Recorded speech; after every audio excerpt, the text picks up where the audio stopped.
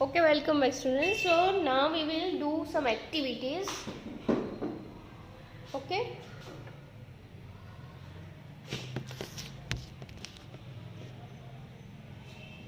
Let's see what is that activity.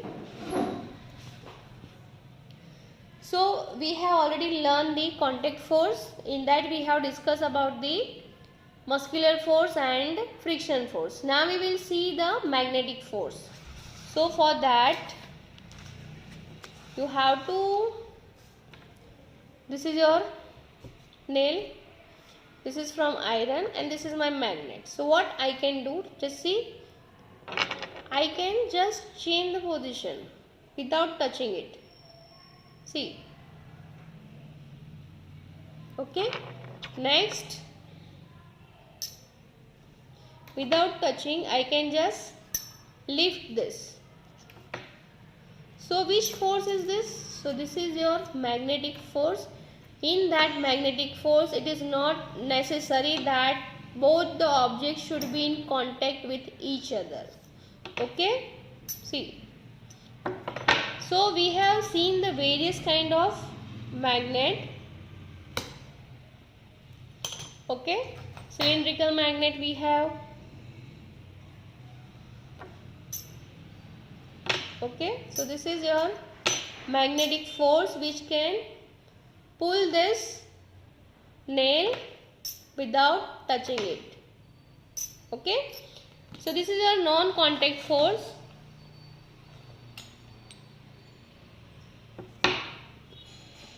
This is also non-contact force. Okay.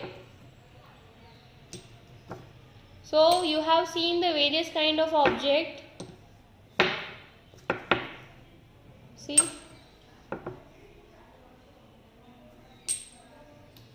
Without touching it will lift.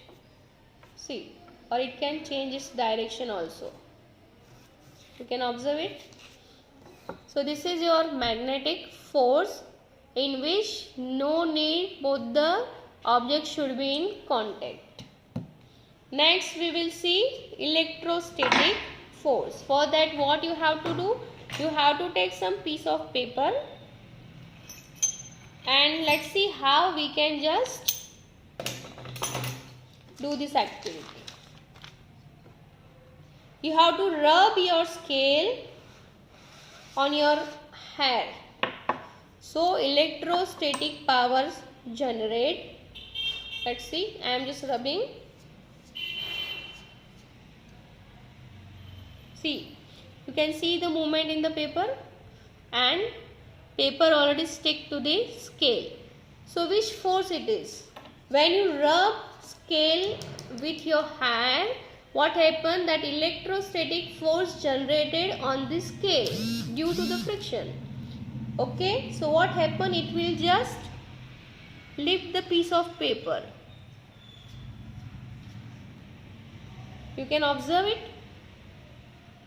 Okay, so this is your electrostatic force, in which there is no need of contact between the paper and scale. Then also the paper will lift and stick to the scale. So this is your electrostatic force, in which contact between two objects is not necessary.